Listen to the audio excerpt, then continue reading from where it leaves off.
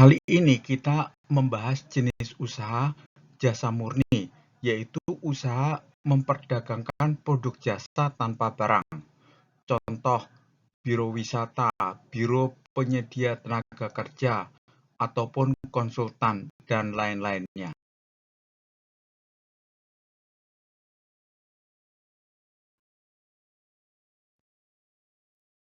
Mari kita bahas jenis usaha ketiga jasa murni, yaitu profesi konsultan.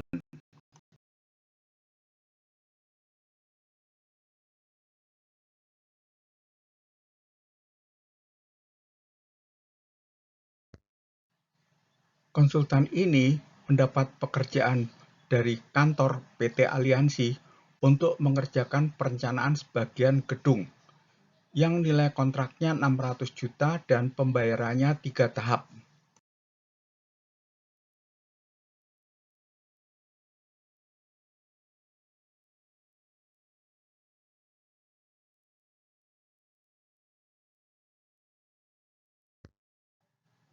Mari kita lihat siklus usaha konsultan ini.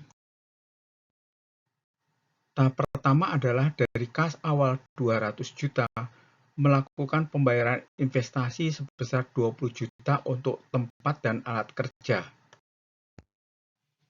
Tahap kedua adalah persiapan pembayaran SDM yang dilakukan selama 12 bulan setiap bulannya sebesar 30 juta.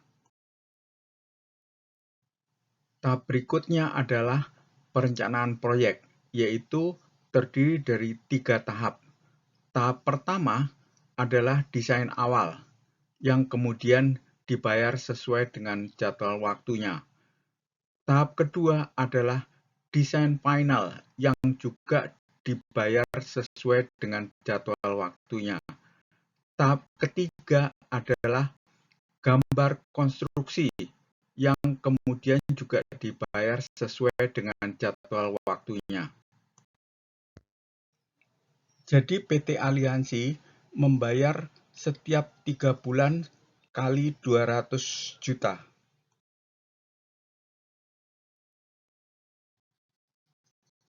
Nah, bagaimana kita menghitung kas akhir konsultan ini?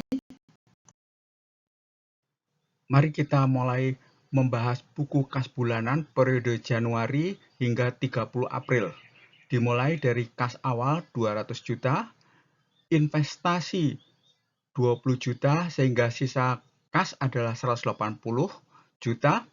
Kemudian 31 Januari bayar gaji konsultan sebesar 30 juta, saldo kasnya 150.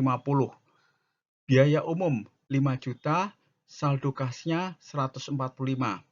Pada 28 Februari bayar gaji konsultan 30, saldo kasnya 115. Biaya umum 5 juta, saldo kasnya 110. Tanggal 31 Maret bayar gaji konsultan 30 juta, saldo kasnya 80. Biaya umum 5 juta, saldo kasnya 75 juta. Akhir April bayar gaji konsultan 30 juta, saldo kasnya 45. Dan biaya umumnya 5 juta sehingga saldo kasnya 40 juta. Dan akhir April terjadi penerimaan pembayaran tahap pertama sebesar 200 juta sehingga saldo kasnya adalah 240 juta. Kemudian kita menyusun laporan laba rugi posisi bulan April.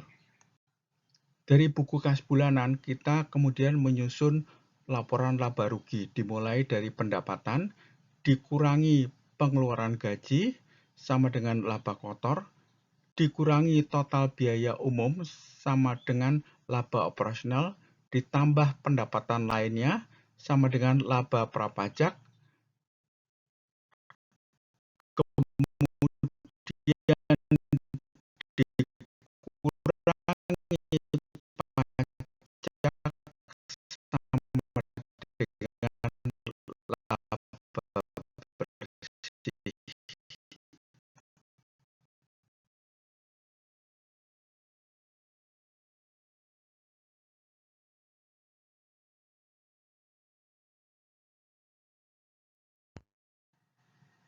Kemudian kita menyusun neracanya. Dimulai dari kas yang diambil angkanya dari saldo akhir buku kas bulanan. Berikutnya total aktiva lancar, dan kemudian peralatan yang diambil juga dari buku kas bulanan. Sehingga kita mendapatkan total aktiva tidak lancar dan total aktiva. Pada sisi pasiva, total pasiva lancar. Modal diambil dari kas awal. Kemudian laba rugi tahun berjalan diambil dari laporan laba rugi. Sehingga kita mendapatkan total ekuitas. Dan juga total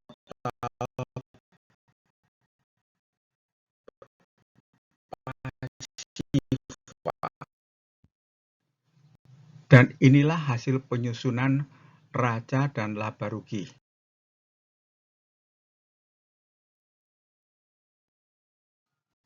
Berikut ini adalah buku kas bulanan periode Mei hingga Agustus yang sama dengan periode sebelumnya. Kemudian kita menyusun laporan laba rugi posisi bulan April. Dari buku kas bulanan, kita kemudian menyusun laporan laba rugi dimulai dari pendapatan dikurangi pengeluaran gaji sama dengan laba kotor, dikurangi total biaya umum sama dengan laba operasional, ditambah pendapatan lainnya sama dengan laba prapajak, kemudian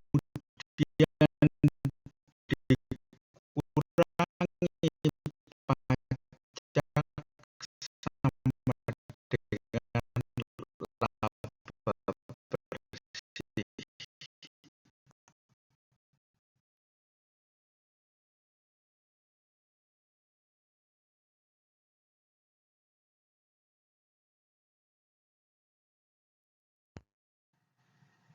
Kemudian kita menyusun neracanya. Dimulai dari kas yang diambil angkanya dari saldo akhir buku kas bulanan. Berikutnya total aktiva lancar, dan kemudian peralatan yang diambil juga dari buku kas bulanan. Sehingga kita mendapatkan total aktiva tidak lancar dan total aktiva. Pada sisi pasiva, total pasiva lancar. Modal diambil dari kas awal. Kemudian laba rugi tahun berjalan diambil dari laporan laba rugi. Sehingga kita mendapatkan total ekuitas. Dan juga total pasiva.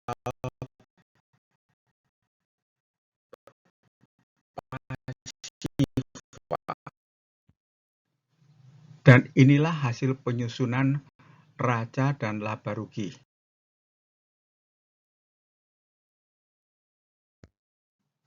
Selanjutnya kita menyusun buku kas bulanan periode September hingga Desember yang transaksinya sama dengan transaksi periode-periode sebelumnya.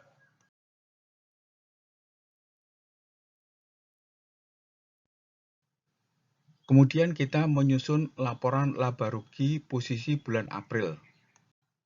Dari buku kas bulanan, kita kemudian menyusun laporan laba rugi dimulai dari pendapatan dikurangi pengeluaran gaji sama dengan laba kotor, dikurangi total biaya umum sama dengan laba operasional, ditambah pendapatan lainnya sama dengan laba prapajak, kemudian dikurangi pajak sama dengan laba bersih.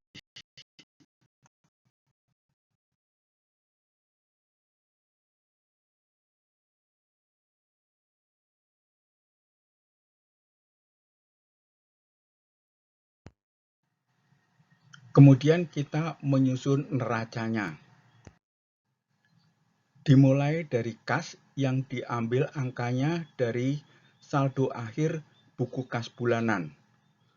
Berikutnya total aktiva lancar, dan kemudian peralatan yang diambil juga dari buku kas bulanan.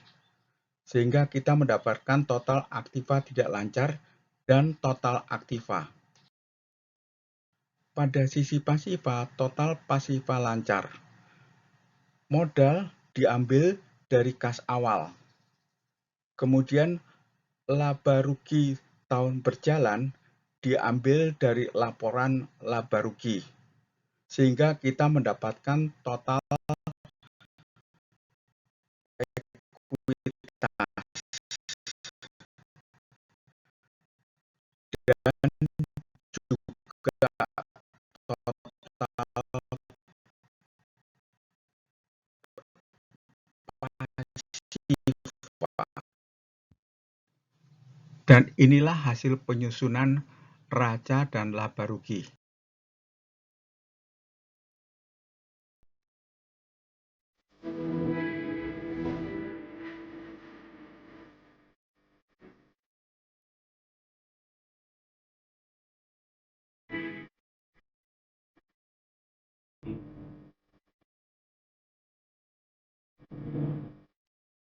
Demikianlah pembahasan kita kali ini, dan terima kasih. Sampai jumpa pada pembahasan berikutnya.